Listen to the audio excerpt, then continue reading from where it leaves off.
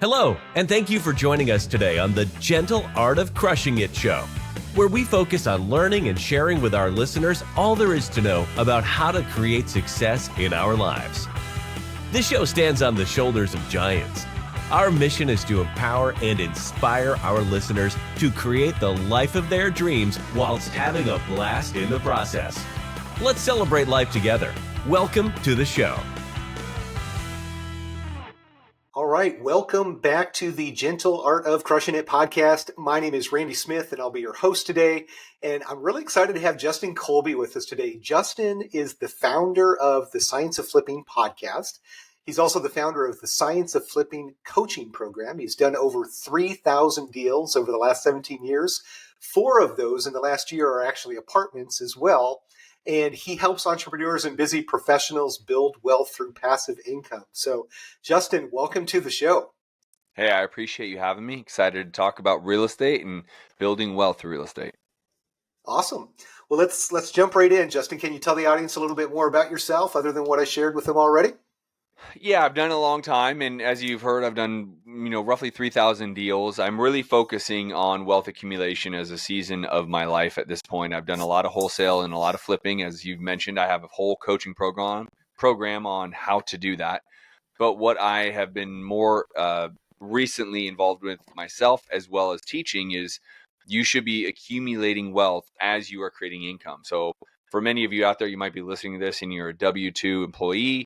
Well, then I would encourage you to start to create wealth through the money that you make from your W-2. Invest the money in a way that the money's working for you. You don't need to create what I've created, right? And so what I've created is a 7-figure a year business doing multiple deals. I'm buying 2 to 5 properties each and every week. I'm roughly wholesaling or flipping somewhere between 10 and 20 properties every month. Now that creates a lot of income. So for me now, I want to be able to be buying these assets, right? And so most people do real estate as a part-time hustle. Other people do it completely passively. So I think the first thing I would say for all of you listening, decide what you're really wanting to do, right? I think if you do have a W-2 job, if you have a high income or things of that nature, then I'm going to make the point, make your money work for you, right? Don't work harder, work smarter. Have your money that you're making work for you. But I've done a lot. I feel like I've seen it all, but every time I say that, I feel like there's something else that pops up that I've not seen yet. As you mentioned, I just bought 4 apartments. We were looking at buying another one. I want to get to, as many doors as possible. I do have a goal to have $1 billion of assets here this lifetime, and I'm going to do that as fast as possible. And that just means I need to find the deals and buy them. Are you interested in real estate investing but don't know where to get started or think you don't have the time or money? Are you stuck in your W-2 because the golden handcuffs make it hard to walk away?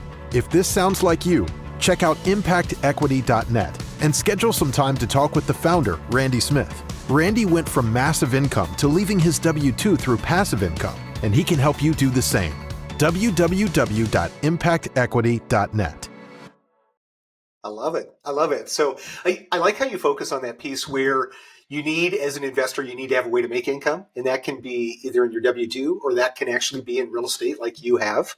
Yep. And then you need to find a place to put that capital to make sure that it's growing wealth. And depending on what phase or season you're in, whether you want to have quick growth in those or you want to have cash flow from those, it's important to know those early on.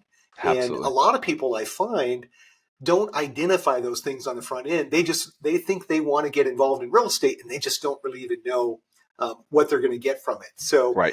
I'm curious what you do with your students to help them really hone in on what are their goals? What are they trying to achieve? Do you have exercises or strategies that you share with them? Absolutely. I think that's a great question. So I have 5 laws of success, not just in real estate, but quite literally in business life, right? 5 laws. So if you're listening to this or watching this, I would encourage you to write them down. But the first law is decide what you want and who you need to be to get it. Okay. What do you want and who do you need to be to get the thing? So the analogy I always say is if you decide you want a 6-pack, well, then you're probably not going to be the person that eats donuts and drinks Coca-Cola, right? You have to be the person, right, to get the 6-pack, right? So that's really important. It shouldn't be a whimsical answer. Like really decide what you want. So many people in my world, decide that they want to make real estate kind of just a part-time hustle. They want to keep their job. They want to earn an extra couple bucks, right? So maybe they're making an extra 5 to 10 grand, maybe wholesaling, or maybe they're going to flip 2 to 4 properties a year. They want to have an extra income, but then they also want to be accumulating wealth for obvious reasons that you and I know. And so I teach them on when and how do you want to be buying those assets, right? Because if you are going to go generate the lead, let's make sure it's something you actually could buy. And what I teach in for the people that are just getting going in the real estate space is the BRRRR model. You know what that means, but buy, remodel, refinance, and then rent it and then refinance. So the reason being is because if you do it right, you'll get all your money back. Now, that's if you do it right. Sometimes you're off a little bit, and lending's a little shaky right now. So, but even then, you still should be getting about a 20% return on your money when you do it that way, because you've forced depreciation. So even if you have to leave 10 grand in, you should be receiving 20% on the 10 grand you left in, if not even more, right? That would be a property I would buy, and that's what I teach. And then if it doesn't fit that model, fix and flip it. Is it a good fix and flip? And if it doesn't fit that, maybe wholesale it to someone who would like it or is not so educated on what's a good deal or not, right? That they're willing to take less margins. So, this is something that all people need to be in real estate. I'm passionate about that. It just depends on where in life are you, right? If you are a heart surgeon, then you're probably not doing too much real estate, but then you should absolutely have your money working for you. You're probably making a good amount of money. You need to be investing with Randy, myself, other people, other operators, because you need your money to work for you and grow while you're working, right? And so it just depends on what phase. So that's rule number one. Decide what you want and who you need to be get. Number two is commit. The challenge I find is people don't commit. When it gets a little challenging, when they have to wake up a little, again, if we're talking about fitness, for example, well, their day is full of work and wife and kids and all these other things. And well, then you wake up earlier to go to the gym, commit to it. Like, you want the 6-pack abs, you got to go to the gym, right? Wake up earlier, commit. Number three is take action. This is where the rubber meets the road with committing. So if you don't want to wake up a little bit earlier and take action to get to the gym, right? I'm just using the fitness analogy, then you're probably going to break your commitment. And then I would question, what did you really decide what you wanted? Because if you really wanted it, you're probably going to stay committed, which means you're going to take action. Make sense? Number four, be uncomfortable. I think as adults, we are broken somewhere probably in our teenage years. Roughly around judgment, fear of failure, fear of doing it wrong, being ridiculed, usually. But like as kids, we learn to crawl, we learn to walk, we learn to swim, we learn to ride bikes, and we keep going. We bang our elbows, we swallow water, we choke, we slam our heads, we scrape our knee, we hurt ourselves physically, and we keep going, right? But it's always uncomfortable. But somewhere in adulthood, I think it's probably in the teenage years, we lose that. We lose willingness to be uncomfortable. So get uncomfortable. And lastly, don't have a time expectation on the result you're trying to achieve. So for example, in my world, if someone says, Justin, I'm so excited about coaching with you, I'm going to go I'm going to flip a deal in 30 days. I will literally refund them their money and say, stop, you have the wrong mindset. I don't want you to be a part of this, because on day 31, guess who you're going to blame if you don't? Me. I don't want that. Because you can flip a deal as fast as you can. But when you put an expectation on when, 30 days, that's where the breakdown mentally happens and the psychological breakdown happens. And then most people start blaming and pointing fingers, the economy, interest rates, Justin, blah, blah, blah, blah. But if you remove the expectation, then you just say, like I said, I'm going to have $1 billion worth of assets. I didn't say next year, 5 years, 10 years. I'm going to go do it as fast as I can. And now I'm not torn down. Like, I bought 4 apartments this year. I want to buy 20 a year. I want to buy, 1,000 doors a year, whatever that takes. My point is, as fast as I can do it. Right. So if you abide by those 5, I hope you wrote them down. You'll attain anything you want, because you decided what you want and who you need to be, get it, committed, took action, got really uncomfortable. And then you didn't have an expectation of when those things are going to happen. They just happen for you. Love it. I love having steps just like that to follow. I'm curious when, with the fifth one, with no time commitment or no, like, trying to put it into a box of when it's going to happen. How do you decide when maybe it's time to shift direction? When maybe, this might not be the right path for folks? Is there some telltale signs that you're looking for? Or do you put some time limits on there? Just curious. No, so the best way I can tell people is like, you can have a goal, but don't put a time on when you achieve that goal, right? So Okay. I guess softly say, hey, this year I want to buy 100 doors, as an example, right? Okay. But if you are more concerned about buying 100 by the end of the year, then you're going to miss the point of trying to just get to the 100. And Got you it. start to change how you work and how you move.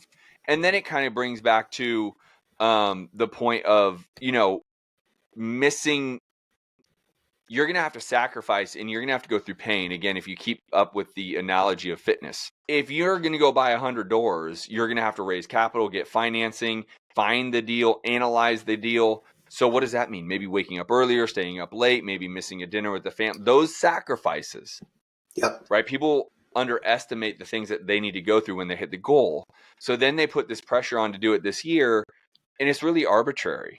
Like, Yep. who really needs to buy 100 doors this Sure. year? Now, if you're like me and you have a really high income and you need tax write-offs, then sometimes it is a need, Sure. right? So for Sure. me, last year I had this massive tax bill coming. My accountant calls me and says, it's December 1st. If you don't do something in the next 30 days, you have a really, really, really big multi-six-figure check that you're going to be cutting. Sure. And I said, well, I know real estate. So I went in on a 584 door apartment in Houston, Texas last year, because that one investment, because of the cost seg studies, allows me to depreciate and have this massive rapid deduction on my taxes because of it. And it's because I know that. Now, if Yeah. you're a doctor or high income earner, you don't get to take the same deduction I do because I'm a real estate professional. So if you're a doctor or a lawyer, you would have the same deduction. You're just not all able to take it in year one, right? Not Yep. unless you're labeled a real estate professional, right? You can have the same dollar amount deduction. It just is over time. So it just depends. So again, very rarely is there a need. So what I would tell anybody is say, hey, if you're going to get in the game of accumulating wealth, accumulating doors, having assets, Yep. put a goal. Just don't put the time on it, right? Yep. I'm going to get to Okay. 100 doors as fast as I can. That might be in 6 months, by the way, right? You may have Mm-hmm. shortchanged yourself in a year. Like, so why put a year? Sure. Just say as fast as you Sure. can. Yeah, I think it makes sense when you look at especially at the first deals. First deals, you have no idea how long it's going to take you. You certainly don't want to quit before you hit the goal.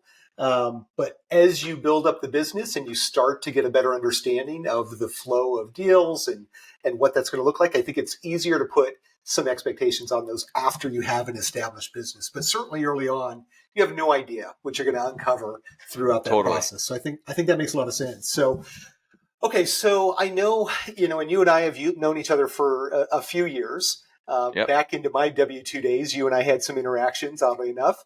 Uh, and you've made a shift now over into multifamily. So talk to me about that a little bit, if you can. Is it the standard, I was doing single families and like everybody, I just want to go bigger and do more?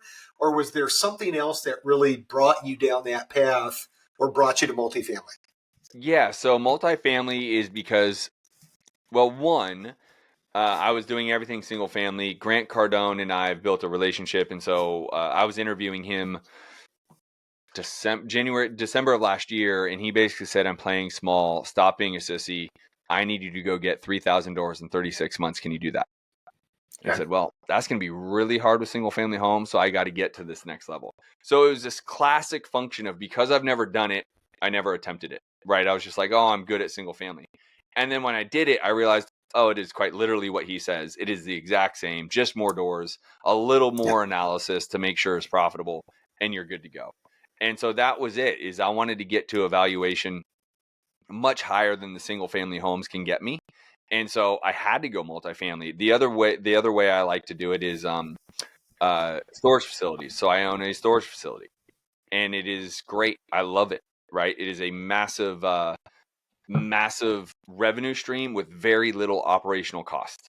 and it's just phenomenal. So I love self-storage for that. All right. So you got into multifamily to grow bigger. Was there, what did that education process look like? Did you get your own coaches? Did you start hanging around people that are doing multifamily? What did that look like? Yeah, so just like it's always about your network. So a lot of my friends are very high producing real estate investors, right? Whether it's Vina Jetty or Pace Morby or name the name, Grant Cardone, you name it. And so it's very easy for me to make a call and say, hey, am I looking at this right? Tim Bratz, others. So I can just make a call. Now that's not everybody. Not everyone has a Rolodex like I have, right? So Sure. I also have 17 years of doing this. So like analysis isn't overly complicated to me. People over engineer analysis, I think. And obviously I've only bought in one 584 door apartment complex. So to date, that is by far the biggest. The others are in like 20 to 30 doors at a time. So that isn't overly complicated. We just need to make sure we understand how much CapEx that we are going to be needing for renovations over time, etc. Okay. Now, for the newbie, the person that's just getting started, the layman, if you will, it can be pretty daunting. I would highly encourage anybody to invest in a coach if you're going to be doing that. Now, if you're going to be a passive investor, that's one thing, right? If you're going to cut a check, have your money make money, get a return, awesome. If you're going to be the one buying it, if you're going to be the one playing the game on the field, just like every Tom Brady and Michael Jordan, you need a coach to do it. And I would encourage you, whether it's myself, Vina Jetty, Pace Morby, Grant Cardone, I don't care, pay to understand what we know. Great advice. And it's obvious whenever you want to go out and do something big, just find somebody that's already done what you want to do and pay them to teach you the quicker path. So now, have you created a team around you with this? Or are you buying these all on your own? What does that look like? Yeah, great question. So I have a full team. I'm day to day. I'm not in my real estate business in the same way that a newer person would be, like a solopreneur, right? So I have a general manager who runs the entire thing. I have a head of construction who runs all of the finding contractors, analyzing the bids, approving the bids, lien waivers, payments of construction, etc. I have a head of listings and property management. She's in charge of finding the right property managers, getting all the contracts in for the property managers, getting it leased up, holding the property managers accountable. If we're fix and flipping, she's in charge of finding the listing agent, getting it listed, getting the contract signed. Like, she handles all of that transactional. I have a full on transactional coordinator who handles all of the paperwork. I have a, I don't even know if we've given her a title. She handles all of our essentially corporate paperwork, prom notes, deed of trust, operating agreements. So I don't even know if she has a title. I don't even know what I would call her, but I guess it would be another transactional coordinator, if you will. Sure. But she's more on the corporate side of things, making sure our operating agreements and everything else are dialed in, because every entity is separate and sole and independent of one another. I have a full-time notary, because I sign documents. I swear it's my entire life is signing docs, purchase agreements, selling agreements, operating contingency, all that kind of stuff. And who else? And then I obviously have my acquisition team in terms of finding the properties, analyzing the properties, putting offers on the properties. So that's 2 people. So we have, if I'm thinking about it right, we have 12 people. Okay. I have an investor relationship manager, right? So I've raised tens and tens of millions of dollars. And so I have an investor relationship manager who stays very close with these individuals. I tend to be pretty close with all of them, but just to make sure that nothing is missed, and that we make them feel as confident and comfortable as possible. That's the key. So I have a full-time investor relationship manager. So yeah, I have a whole team. Yeah, no, very good. And it's interesting how many people I run to that in the space that, maybe they met 1 or 2 partners at a conference and all of a sudden they're now a syndication group. And I'm always concerned and cautious when I hear those stories, because while these might be very talented individuals, there's no way that they have the skills that they need to handle the, no doubt, all of the issues that are going to come up through acquisitions and asset management. So glad to hear you've got the team. And I knew that you did.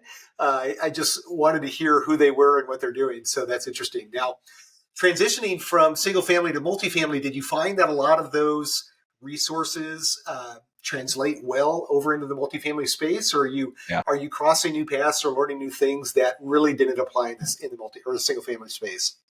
It's very, very similar. I mean, there's very small nuances that are a little different, but it is not an overhaul of your education, right? So if someone's out there listening to this wanting to break in, and you're doing single family flips or single family buy and holds, you're not going to have that much of a lift to understand the difference, right? Some of the, the understanding of like what a cap rate is versus just like your ROI, right? Like understanding a little bit of the nuances, and that really Sure. only matters to me. I only really care about the cap rate when I'm trying to see where I can be when my sale time is. I don't particularly care, right? I think it's a little bit more for my exit than it is for what's going to actually happen. Sure. And so those small nuances are very easy to learn when Okay. going from single family to multifamily, but a lot of it's the same. The only thing I would tell you is if you're going to buy a 20-door apartment, then you need to have reserves to make sure the CapEx is right so that when people exit, you have reserves to pay for either the repair or remodel that one unit, right? And so Yep. that's a spreadsheet. There are a lot of, you probably have a spreadsheet you give out that people could, Sure. it's easy. They're free. They're everywhere, right? Yep. So you understanding how to use it, that's it. And it's just his numbers. And that's why Okay. when Grant said what he said to me, which really like kind of lit a fire under me just getting heavier into the apartment segment, is he's like, it's just math. If you're going to do math Mm-hmm. on one door, multiply it times 20 doors and buy yourself a 20-door apartment. And it's one purchase contract, one roof, right? You just have to do the math on 20 Right. doors. It's not that Right. hard. So that's all. Yep. I love it. I love it. And that's how I Well, treat it, very by the good. way, for those listening. The transition wasn't really hard because I literally treat it per door. So when we analyze a 20-door unit, I say, okay, if I'm buying this door as a house, here's the numbers I want to look at. Okay. I'm assuming I'm going to have to do a full-blown remodel. I'm assuming it's going to get this much rent. I'm assuming here's current rents and where the rents could be. And I say, okay, would I buy that single family asset if that was a door? And if I say yes, and you say, great. Well, if I can multiply that times 20, then it's a green light and let's go. Right. And Yep. so there's, again, little nuances, right? So I'm only going to spend a full remodel an apartment that's 900 square feet. I'm estimating 25 grand, not 45 like a single family home, right? Yeah. Yep. Stuff I like love it. that. So yeah, I'm curious. I know when we were speaking earlier, you were talking about in this kind of the acquisition phase, you're looking at single family as, is this going to be a fix and flip? Is this going to be a burr? Is this long-term hold? Am I going to wholesale this? Are you looking at multifamily in the same way? Or are you only acquiring, I guess, technically for the burrs? So I look at it all as a burr. And the reason being Okay. is every apartment that I'm going to buy is not 2017 build. They're going to need Yep. remodeling. Now, Yep. it may be over time. So you have to be able to have the spreadsheet that says every year you estimate one door remodel. So you'll have to have 20 grand for that door, right? So now Yep. I've been fortunate in the first 4 that I bought. Luckily, whatever we want to call it, actually were all vacant. And I think that's why I got such great deals on them, is because people Wow. don't know how to raise capital in a way I know how to raise. They always try to go Mm-hmm. get funding. Literally no hard money lender would even fund on these because they were Mm-hmm. just so dilapidated. And I said, yeah, but this is why it's going to be a great deal, because no one can do what I can do. So I went and raised the private capital, bought them, already in construction on 4 of them. Already lenders are like, hey, happy to give you loans now. And you're just Yeah. like, yeah, you missed the boat, dog, right? You could have been Sure. earning my Sure. interest this whole time. Yeah. And now I don't need you. And so I say that to say, so fortunately on my first 4 are literally the same thing as a burr. There's no tenants. I don't have to worry about it. I don't have to do it over time. It is within 12 to 14 months, we're going to get this thing tenanted and stabilized. Then we will go to the bank. And Love it. so it has been very nice in that sense, right? Okay. And so you mentioned private investors, LP investors, I suspect. How are you structuring those deals today? Because it is, I mean, pretty heavy value add. I Yeah. would imagine your returns look really strong for your investors. What does that look like? Yeah, so my investors come in as an LP and then get GP shares. So I actually give away Okay. equity on mine because I know one thing is I've been able to reach the mountaintop by myself in the single family space. On the apartment Mm-hmm. side, I want to bring people with me. So what I'm doing when I raise capital is I give them interest along the way. It's deferred, right? So especially because there's no income coming from the apartment, we defer the interest. And so that's Yeah. at 10%. And then because these are burrs, I'll actually give ownership equity to everyone who comes in at a certain threshold financially. If you break Okay. a threshold, then you'll actually get equity, and that goes into the operating agreement. You're a true owner and a true GP. if you don't break the threshold, then you can be an LP. And so we keep to that, and everyone loves it because no one offers GP shares. Everyone offers LP shares. Yep. And I just said, I'm not greedy, and I'm happy to win together and do this together. And it doesn't have to be me. It could be us. And people are blown away by my willingness to do that. Yeah, I've not heard that structure before, so that's something new. I see a ton of deals, so I'm excited to Yeah. hear, and actually excited to see what those look like Yeah. when you have your next deal come out. So, Yeah. well, very good. So, it always comes down to location, location, location. So, what markets are you looking at? Where are you doing your acquisitions now? So those four happen to be in Alabama, Birmingham, Mobile. Okay. I love the state of Florida. So I'm Okay. always looking for the state of Florida. Florida just is a unique bird still. It gains so much appreciation that it's very hard to nail something down. Yeah. I love basically the states I said, North Carolina, South Carolina. Oklahoma has a couple deals that I'm looking at very, very, very hard to see if I can get Okay. those numbers to work. Georgia, Texas. So for me, it really is because of my reputation and status within the real estate space. I'm not necessarily ever of shortage of deals, frankly. People bring them to me all the time. I coach people how to find them. So I've kind of built my own bird dogs, if you will, and then they make Sure. money. One of my members got me one of the apartments and took a wholesale rip from it and got equity because they Nice. brought it to me. So I gave them equity and they took a wholesale rip. So I really try to treat those people really good because then I can just buy them and not have to go search them out. Those are the states. And, for me, I'm looking for good deals, but they don't have to be, how do I say it the right way? They have to be profitable for sure, but I'm not looking about being egregious on the income a month. I care more about the value add and appreciation because Okay. I probably have a 5-year exit on all of them. So then I can Okay. go take that and bring it up in 1031 into bigger properties. So I feel as long as I'm in markets that I'm mentioning that have the appreciation factor, I will be able to take that appreciation, turn it that 20 same amount of money for 20 doors goes to 40 doors, 40 doors goes to Yep. 80, et cetera, et cetera. And so every Okay. 5 years, I'm probably going to exit. Everyone loves the fact that they can ride with me and be in the GP shares. They get the Yep. income stream along the way. They get the interest along the way if their money does stay in the deal, and they get the exit at the sell. And they can go into the next deal if they so choose. And so that's how Love it. the model I'm running, and it's working. Awesome. And so, what are your thoughts on where we are in the economy today? Do you think now's the time to be buying? Yeah, Thoughts on just because interest real rates, those estate, types of things? totally. I mean, that's the common question. And you and I are old enough. Like I bought my first home at 6% interest. Right. I didn't balk for a second. Took the loan, happy to get the loan. Could give a shit, right? Like awesome, Right. 6%, let's go. Sure. Nowadays, people are like 6%. I don't know. This is gonna be.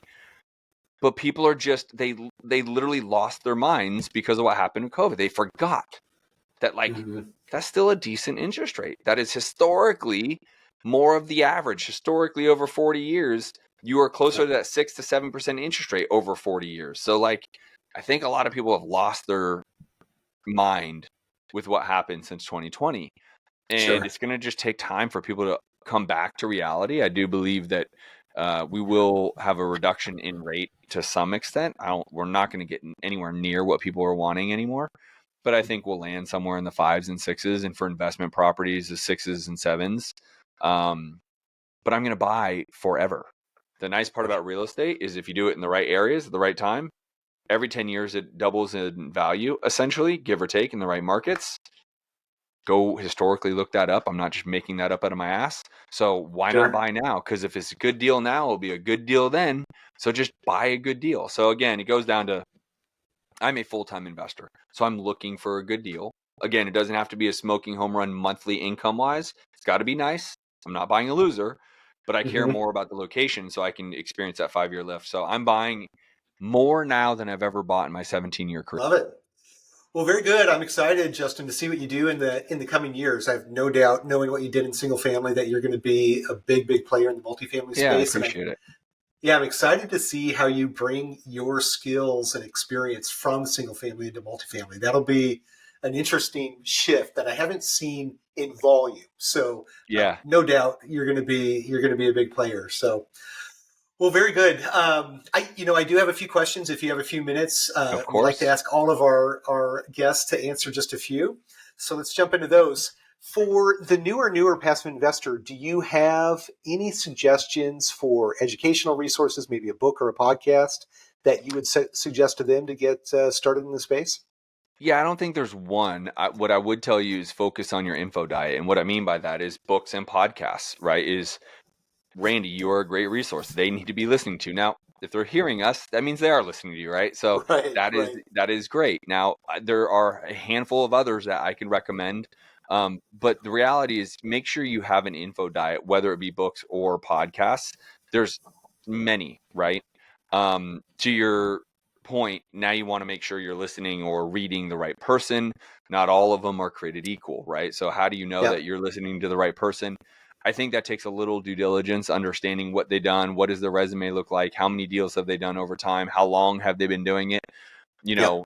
Since COVID, everyone became a coach and a mentor and an author and a public. You're 24 years old. Like I don't even know what you know about life, let alone like Right. being a big Exactly. investor. Does that make Right. sense? Right. Right. So Yep. do your best to understand who you're following, who you're listening to, um, and be consistent at listening. There's not a lot of changes in sense of buying assets.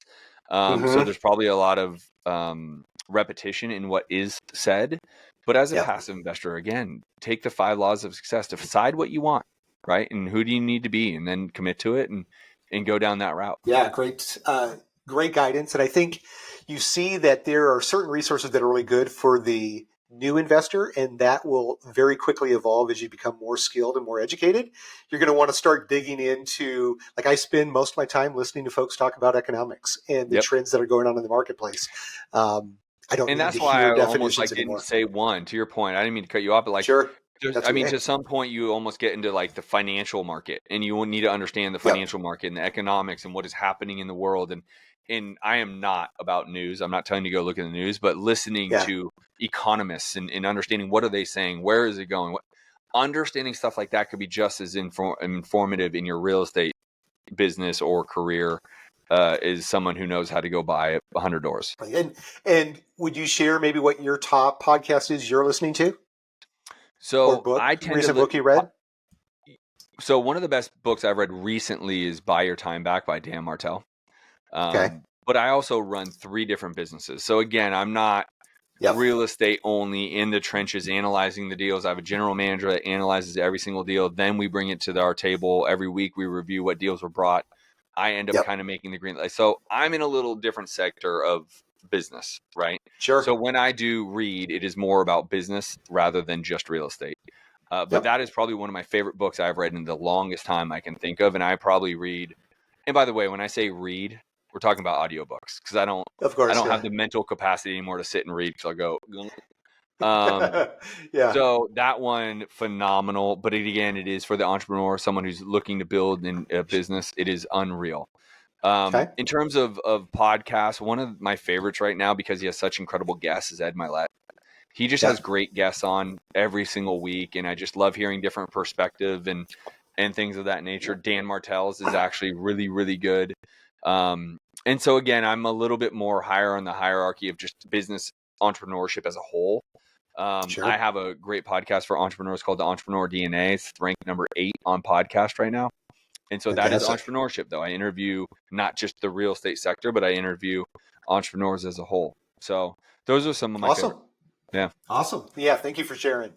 Let's see here. A couple of actually no. Let's talk of due diligence. You mentioned kind of high level, but if you were a part of your passive investing journey yourself, what kind of due diligence questions are you asking that are not just the normal track record, full cycle deals, those types of things? What do you like to dig in and get to know about the people you're investing with? I mean, the track record, like what do you own now?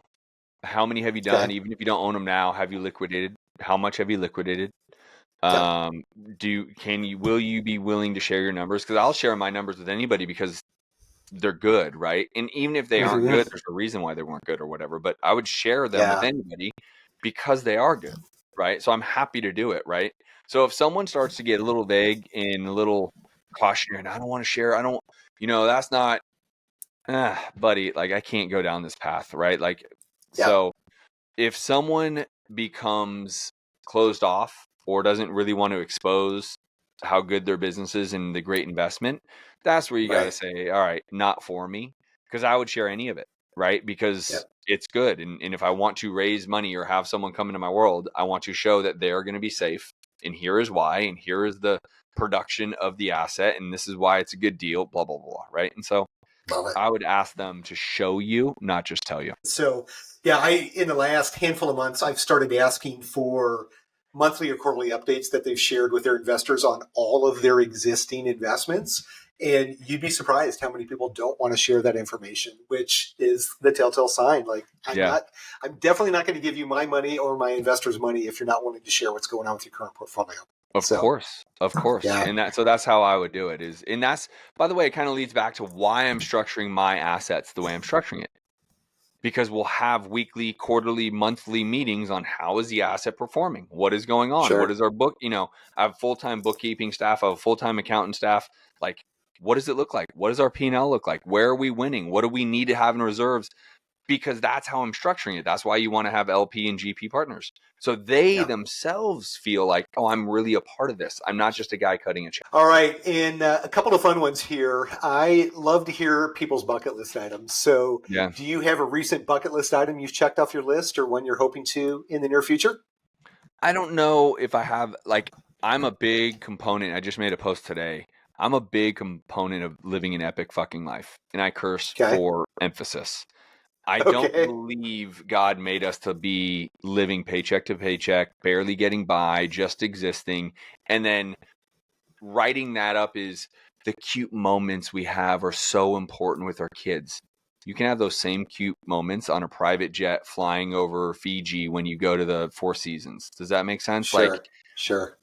But most people who don't think the way I think about creating money, which creates experiences that just are one checklist after another, then they want to chalk it up as you don't need the things to have those moments. And I say, yeah, but baller, I can have the same moment on the water at the Four Seasons in Fiji, and you can't, and I have the same moment. So why not have the Yeah. experience be that much higher than just the moment? So I would Okay. tell you, I don't know if there's one thing. It's all the things. I'm going for all of it. I'm going to go way big on my experiential life because I deserve it. My wife deserves it. And my two kids deserve it. And I want them to be cultured. I want them to see there's more than just the United States. I want them to know there are differences in the world. I want them to know there are different Yeah. cultures and different ways of believing and different thinking and different religions and different. And I want those experiences for them. And so we're going everywhere. We're doing all the things. I just spent 4 days at Disney World, which was brutal because it was 102 degrees. And so Disney World Sure. with I can't toddlers is imagine. tough. I just booked a 10-day vacation in Kauai here in October. So it's Awesome. just all there's never one thing I want. I want to go have all the experiences and share that with my loved ones. All right. And final question then. If you had to place 100 grand in a deal today and you couldn't put it in one of your own deals, where would you place it? Man, not one because I'm a full-time. This is my whole life, right? So if it wouldn't be one Sure. of this, that actually makes it difficult. I would probably just go to one of my trusted friends who has an opportunity and just I know them, right? So like Vina Jetty and we just did a podcast. She's incredible. She had $1 billion worth of assets, sold off some of it. Someone like her, Tim Bratz, I'd go to Tim Bratz. I'd call you. Like I would just want someone that I could trust, right? So for me, it's Sure. all about the people you know, like, and trust. I'm not going to look very far. I have a Rolodex. I can call Randy. I can call Vina. I can There you call go. Pace. I can call anyone. Say, hey guys, do you have a deal that makes sense that you're looking for capital? But for me, that's so hard because I'll always have a deal. I'll always have a deal. Right. Exactly. I know. I get it.